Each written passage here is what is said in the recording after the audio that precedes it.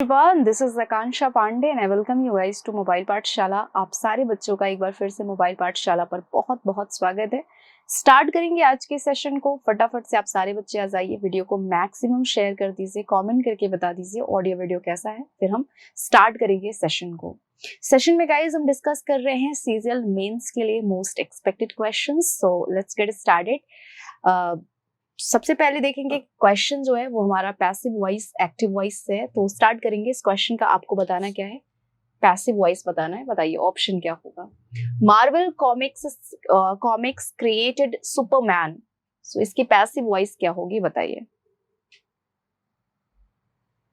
Marvel comics created Superman, इसकी passive voice अगर हम देखें तो आप देखिए ये क्रिएटेड V2 है, तो इसकी पैसिव वॉइस में आप पास्ट इंडेफिनिट या कह सकते हैं second form of the verb use करेंगे। तो इस ऑप्शन यहाँ से हट गया, आंसर यहाँ क्या हो जाएगा, डी ऑप्शन हो जाएगा, क्योंकि सी इनकम्प्लीट है।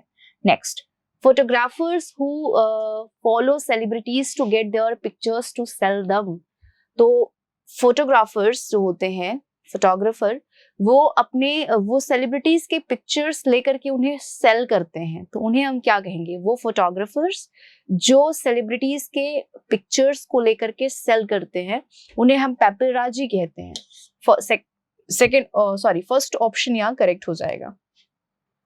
Next one, the mistress appointed him monitor. So the mistress appointed him monitor, इसकी पैसिव वॉइस क्या होगी बताइए।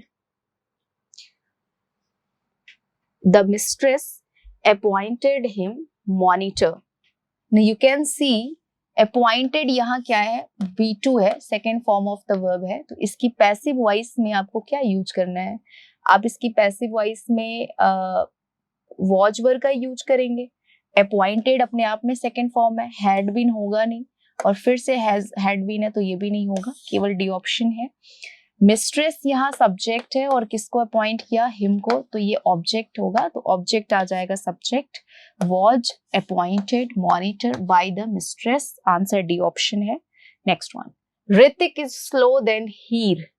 You have to improve this word slow. क्या होगा, इंप्रूवमेंट क्या करोगे आप। Hrithik is slow than Heer. देखिए यहाँ बहुत ही सिंपल है, स्लोलिएस्ट नहीं होगा, स्लोवेस्ट नहीं होगा, क्या करेक्ट ऑप्शन होगा, ऋतिक इज स्लोवर देन हीर। ठीक है, मोर स्लो मच स्लो भी नहीं होगा, क्योंकि हम कंपेयर कर रहे हैं ना, तो हमें कंपैरेटिव चाहिए। ठीक है, next, it was a catch 22 situation for the manager. So इस ईडियम की मीनिंग क्या होगी, whenever we use the idiom catch 22, so इस ईडियम की मीनिंग क्या होती है। Difficult situation in which the solution to a problem is impossible, held as the ultimate champion, worthy successor to the throne, a positive outcome in a tough situation. So the correct option is difficult situation in which the solution to a problem is impossible.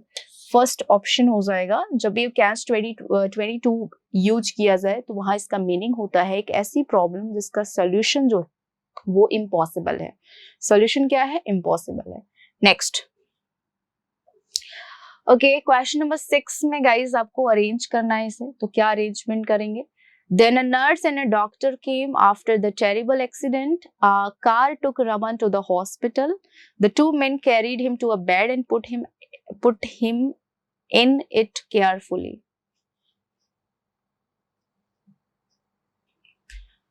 चलिए जी, so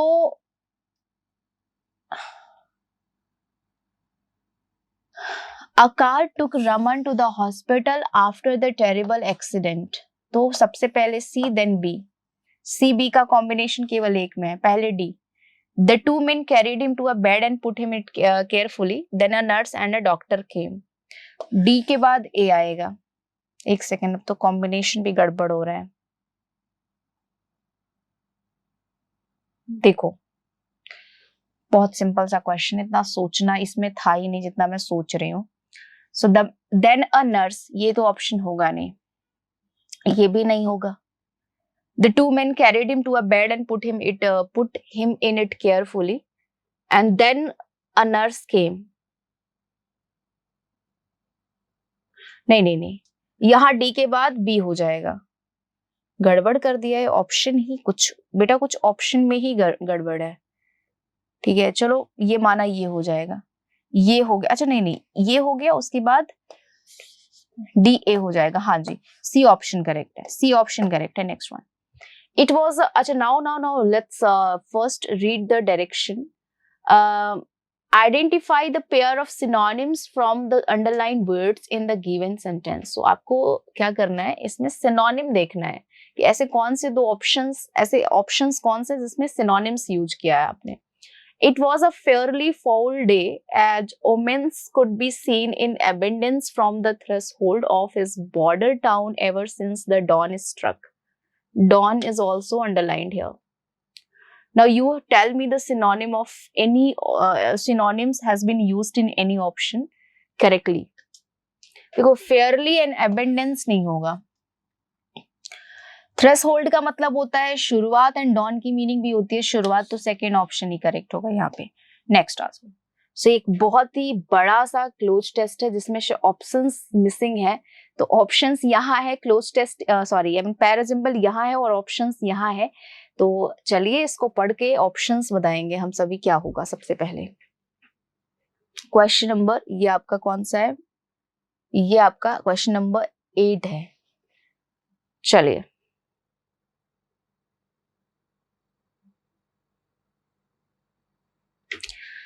okay, on the afternoon of that eventful day, I stood on the porch, dumb, expectant, and guessed vaguely from my mother's signs and from the hurrying to and for in the house that something unusual was about to happen. So I went to the door and waited on the steps. I did not know what the future held of marvel or surprise for me, and anger and bitterness had preyed upon me and continually for weeks, and a deep languor had succeeded this passionate struggle. The most important day should be the independent sentence. Now let's see in which option the C option is the starting option. तो यहाँ सब में C option start में है। अब combination हम C के साथ किसका ऐड करेंगे वो इंपॉर्टेंट होना चाहिए। तो देखो कॉम्बिनेशन क्या होगा, इसको अच्छे से पढ़ के कॉम्बिनेशन हमें समझ में आएगा। The most important day I remember in all my life is the one which my teacher Annie Mesfield Sullivan came to me, and I am filled with wonder when I consider the immeasurable contrasts between the two lives which it connects. And it was the 3rd of March 1887, the 3 months before I was 7 years old. ठीक है। The afternoon sun penetrated, and the mass of honeysuckle that covered the porch and fell on my upturned face, and my fingers lingered almost unconsciously on the familiar leaves and blossoms which had just come forth to greet the sweet southern spring. नहीं जी, तो यहाँ C के साथ B का combination होगा। सबसे पहली बात, I did not know what the future held of marvel or surprise for me, and anger and bitterness had preyed upon me continually for weeks, and a deep languor and succeed this passionate struggle. And then CB का combination कहाँ देख रहे हो, CB यहाँ है और उसके बाद AD हो जाएगा। CB के बाद आप यूज करोगे AD, ठीक है जी। तो यहाँ आंसर आपका सेकेंड ऑप्शन है। आइए नेक्स्ट हम देखते हैं क्वेश्चन। ओके, एरर आपको बताना है। Dan needed help to get the tight coat of him. Dan नहीं होना चाहिए यार, डैड होना चाहिए, बट ठीक है बताओ जी, डैड हो या डैन हो एक ही बात है। चलो जी, 9th का आंसर क्या होगा?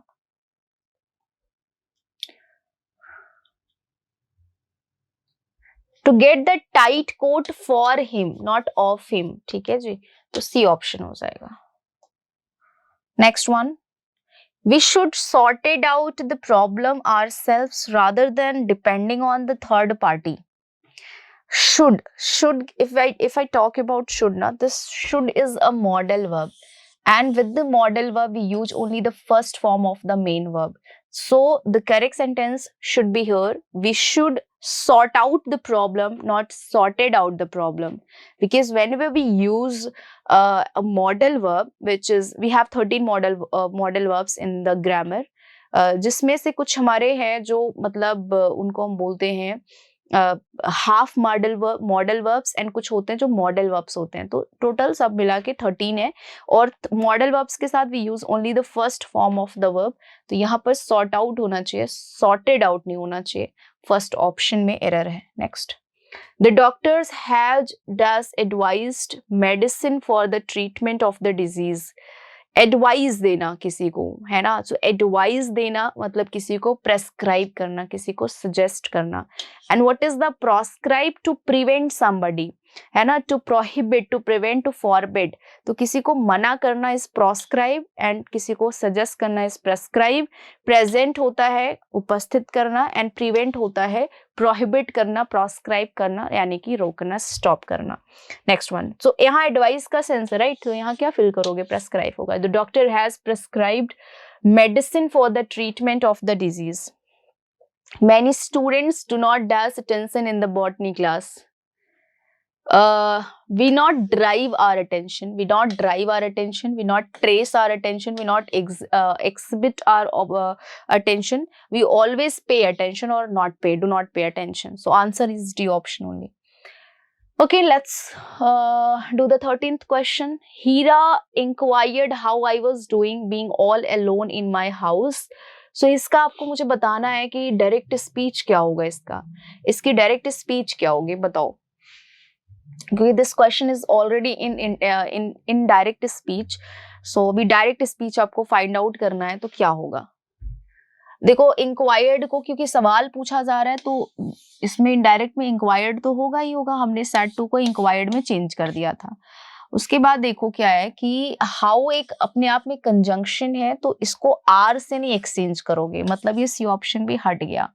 एंड आई वॉज, आई को चेंज किया था आपने हीरा के साथ, तो मतलब यहाँ पर क्या होना चाहिए? सॉरी एक सेकेंड, हाँ अभी बताओ आंसर क्या होगा, अब सही है, अब बताओ।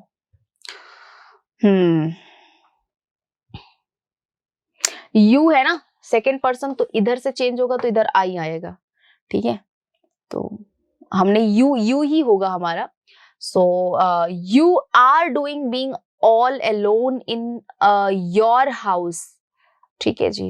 तो देखो सवाल जो ये सेंटेंस था वो इंटेरोगेटिव था, राइट, तो यहाँ ये वाला स्टेटमेंट तो रॉन्ग ही है, इंटेरोगेटिव था तो ये हो सकता था, तो इसको देखो यहाँ। अच्छा कितने ऑप्शंस हमारे पास, देखो बेटा इसमें इंटेरोगेशन मार्क नहीं लगाया तो ये भी रॉन्ग है, ये भी रॉन्ग है, आंसर केवल डी ऑप्शन है। नेक्स्ट आ जाओ। The reputed officer was removed from his post as he was having a clandestine affair. Clandestine का आपको एंटोनिम बताना है, superstitious, casual, overt and amorous. clandestine का मतलब क्या होता है? clandestine का मतलब होता है जो क्या हो, हिडन हो, ठीक है, जो कोवर्ट हो, हिडन हो, कोवर्ट हो, ठीक है जी। तो अब आंसर आप मुझे बताओ कि सुपरस्टिशियस का मतलब होता है अंधविश्वासी, कैजुअल मतलब रैंडम, एमरस मतलब जानते हो क्या होता है? द सेक्सुअल डिजायर और लव फॉर एनीवन। ओवर्ट हो जाएगा, ओवर्ट, इसका एंटोनिम क्लैंडेस्टाइन का ओवर्ट हो जाएगा, सिनोनिम कोवर्ट हो जाएगा। Tia wanted a dog that was does than Larry's dog. Than use किया आपने, अब आप मुझे बताओ क्या होगा इसमें, ऑप्शन में क्या फिल करोगे बेटा? दैन के बाद तो कंपैरिजन होता है ना, स्मार्ट एंड स्ट्रॉन्ग क्या है मैम? पॉजिटिव है, smart and strong wrong comparison है, ये सुपरलेटिव है, तो आंसर केवल डी ऑप्शन ही होगा, राइट। आ जाओ नेक्स्ट। इनकरेक्ट स्पेलिंग किस ऑप्शन में है? ग्रोन, ग्रीव, ग्रेवली, गारंटी, बताओ जी।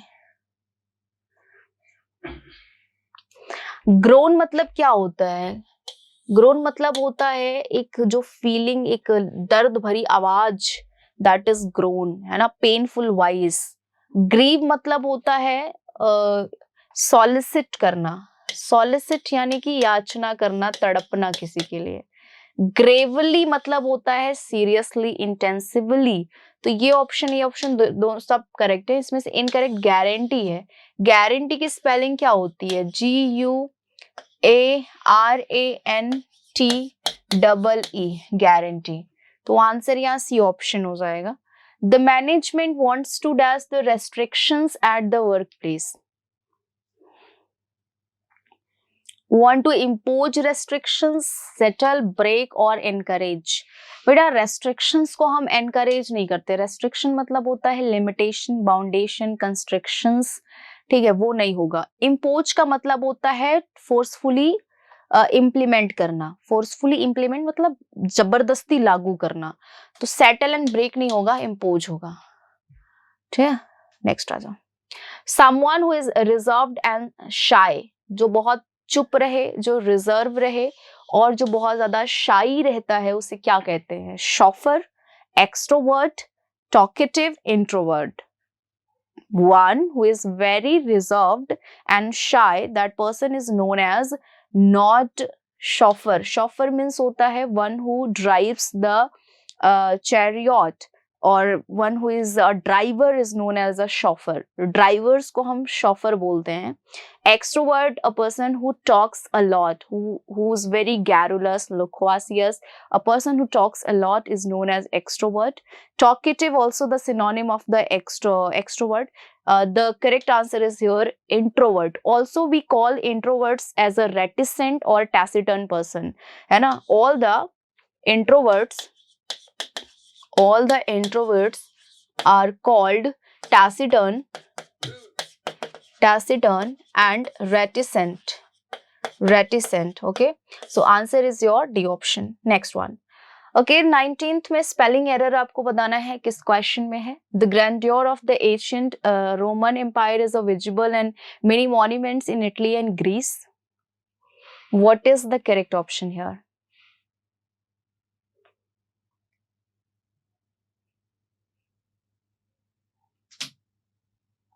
चलिए जी, let's see the correct spelling of grandeur. Grandeur का मतलब स्प्लेंडेड होता है, शानदार होता है।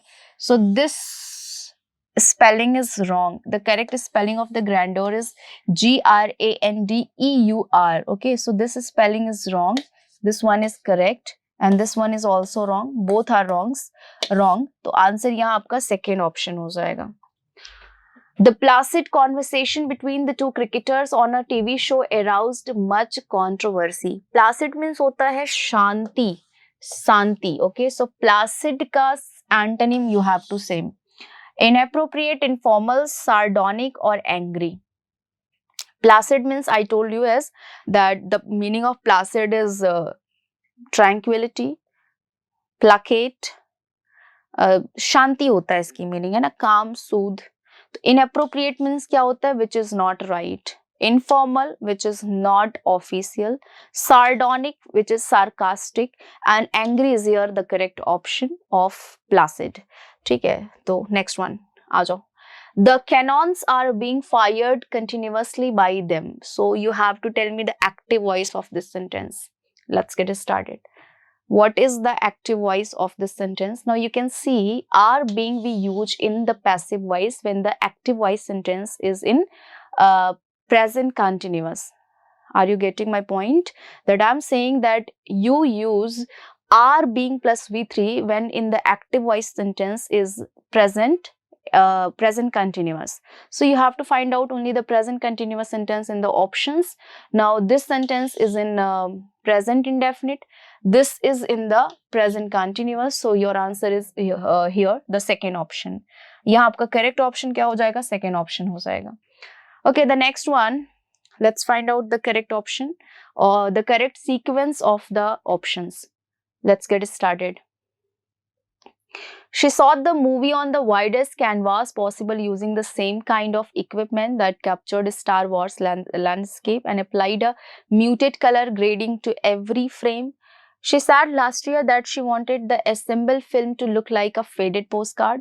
And Polly lends the central conversation a visual gravitas normally reserved for epics and women talking adapted by the writer-director Sarah Polley from the Tovas in 2018 novel is Vibrant Cinema.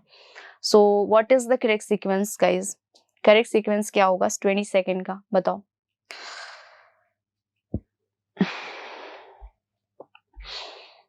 Women talking adapted. D option से sentence की शुरुआत करोगे. 3 option में D है. इसके बाद D के बाद सी हो जाएगा, ठीक है, and then A, then B. So D C A B. D C A B आपका करेक्ट ऑप्शन हो जाएगा. केवल फर्स्ट ऑप्शन है. Okay, next one 23. You tell me the correct sequence. When faced with uncertainty, humans look out for the actions of others and become a victim of ineffective rational thinking during compelling, confusing situations. According to him, in an emergency, we tend to forget that everybody else observing the event is also likely to be looking out for the social evidence. And Robert B. Saladini explains the reaction with a psychological phenomenon called pluralistic ignorance. And so since we all are prefer to appear poised and unflustered among others, we are likely to search for an answer placidly with brief camouflaged glances at those around us. So what is the sequence, guys? बताइए 23 का sequence क्या होगा? So we use here none of the options has the C option.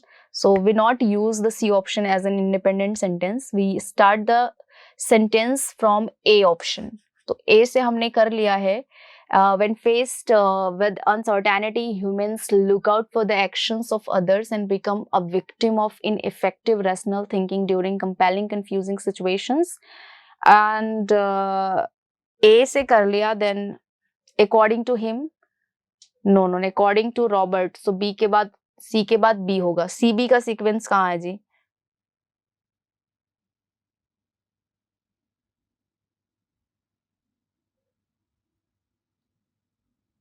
चलो BC का sequence यहाँ है.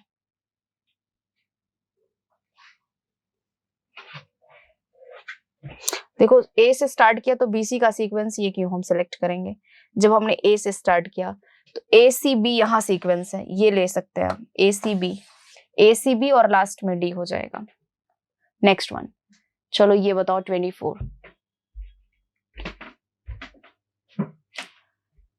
Road accidents have become very common in India. A से start कर दिया. And condition of roads in India is pathetic. A के बाद B तो करेंगे नहीं हम, ठीक है, तो चलो बी के बाद पैथेटिक है. और पैथेटिक क्यों है? क्योंकि स्पेस नहीं है रोड में, तो बी के बाद सी हो जाएगा. इसको रहने दो, बी के बाद सी कर दो, ठीक है. और क्या चीजें हैं कि roads are narrow and remain congested most of the time. Road accidents have become very common in India. B और सी का कॉम्बिनेशन देखो एक इसी में मिल रहा है, और यहाँ आपका यही ऑप्शन करेक्ट है, सी ऑप्शन. नेक्स्ट आ जाओ. Joy said to the girl, "How are you doing?" So you have to tell me the indirect speech. See, said to, because the Joy is asking question to the girl. So asked, and this how is already a conjunction. तो आपको that use करना नहीं है, conjunction ही use करना है. And use the second form of the second person. तो इसको girl से exchange करोगे तो she आ जाएगा, how she. And this is in present continuous, तो इसको past continuous में change कर दोगे. Same है. ये वाला तो interrogative हो जा रहा, तो ये wrong है, ये भी wrong है. That लगाओगे नहीं तो आंसर केवल फर्स्ट ऑप्शन है, ठीक है जी. चलो आज के सेशन में इतने ही क्वेश्चंस हैं. मिलते हैं आप लोगों से कल. Thank you so much, bye bye. And video को मैक्सिमम शेयर करिए. Good night everyone.